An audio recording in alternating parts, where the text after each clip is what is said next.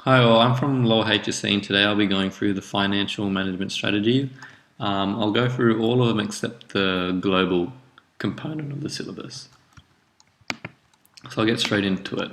Cash flow management. There's three strategies here, and distribution of payments I'll start off with. So this simply involves distributing payments throughout the month, year or other time periods so cash shortfalls do not come about. So here it just means that you should be using your cash instead of keeping it stored away. So investing into the business will obviously benefit it in the future.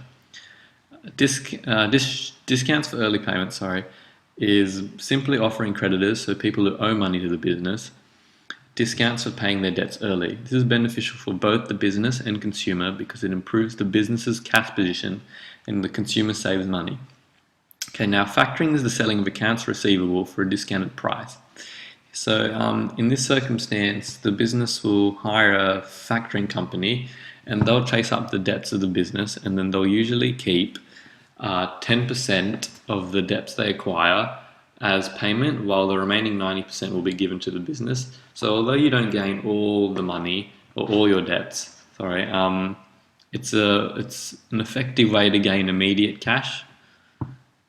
Okay, next. So working capital management refers to determining the best mix of current assets and current liabilities needed to achieve business goals. So control of current assets are cash. Businesses that plan for the timing of cash receipts, cash payments and asset purchases are more likely to avoid cash shortages. However, cash shortages can arise from unforeseen circumstances, and thus borrowing money is a viable option. Now, receivables. Collecting receivables, so money owed to the business from customers, is important in the management of working capital. The quicker debtors pay, the better the business's cash position. And lastly, inventory. So too much stock or slow selling stock will lead to cash shortages and it wastes money.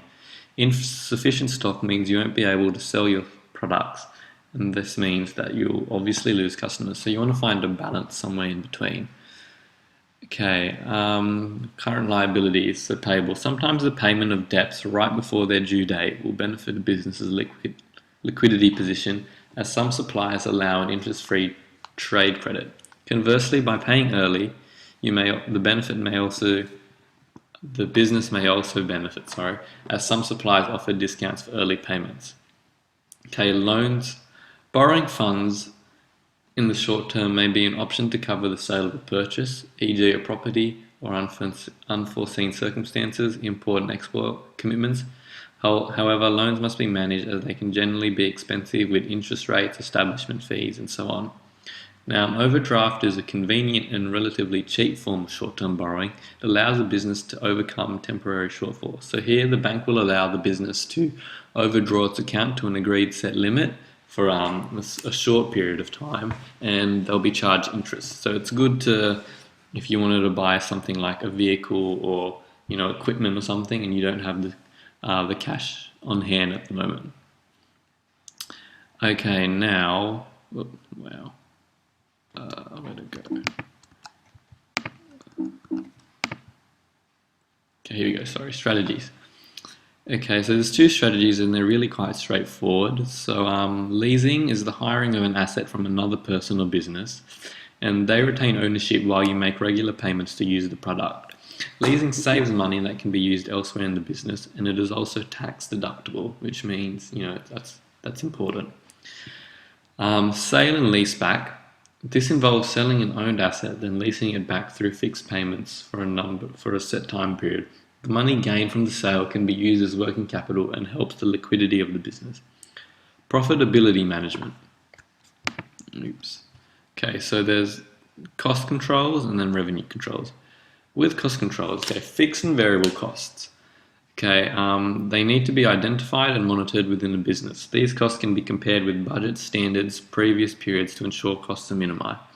So the difference between Fixed and variable costs. So fixed costs are costs that remain the same regardless of the level of production. So something like rent would be a fixed cost, and then variable cost would be something that it's the opposite. So it would vary with production levels. So something like the amount of supplies you buy to produce anything. Okay, cost centers are particular departments or sections of a business to which costs or expenses can be directly attributed. And then expense minimization is, self-explanatory. So you just try to minimize expenses where you can. So sometimes creating policies, and similar things like that will help with this. Now, revenue controls. So basically, there's only marketing objectives, and it just means products and services must be sold at a level whereby the revenue received will cover costs and result in a profit. So there's various things a business can do to ensure this. A cost volume profit analysis can determine the level of revenue sufficient for a business to cover its fixed and variable costs to determine its break-even point, and then you can use this to predict the effect on profit on changes in the level of activity, prices, or costs. So yeah, that's it. It's a quite simple topic once you get your head around it, and the notes that I got my information from are available on the website. So yeah.